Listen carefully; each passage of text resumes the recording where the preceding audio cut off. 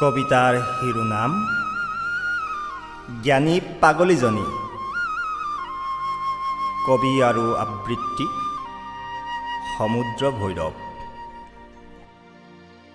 এপাত জেৰুৱা খুটি লৈ পাগলী তিৰোতাজনীয়ে জানো বননিবোৰত কি হেৰুৱালে। সময়বোৰ ৰ'দত গুলি চুলিত মানুহৰ গালি সপনি লুকুৱাই তাই মাথো জীৱনৰ মেটেকা ফুটুৱাই।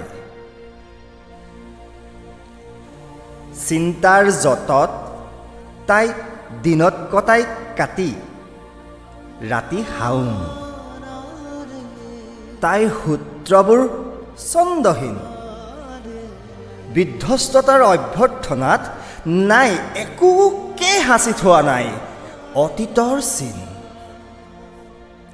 তাই কেনেকৈনো ক'ব তাইৰ নাম কি?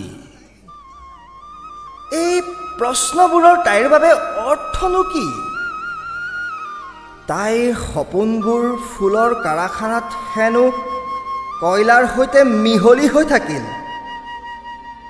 নাৱত থকা অজ্ঞাত ফুটা এটাই দি তাই সৰকি পৰিল। কোনোবা পাহাৰীয়া গেলেকনিত তাইৰ জেৰুৱা খুটি পাতো হেনো লেতেৰা হৈ পৰিল। তাইৰ জীৱনৰ দৰ্শন এটি শিলগুটি। শিলগুটি এটিয়ে তাইক কপালত টুকুৰিয়াই টুকুৰিয়াই হাঁহিছে।